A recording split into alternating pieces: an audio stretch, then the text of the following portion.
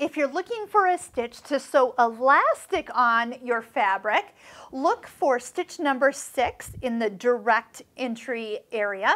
That's going to call for foot 0 and engage the dual feed. Try it with just the basic settings here. This is a multiple point zigzag, and usually what you do is you gently pull the elastic to the length that you want it to pull your fabric, and then just go ahead and stitch. It kind of does the work for you.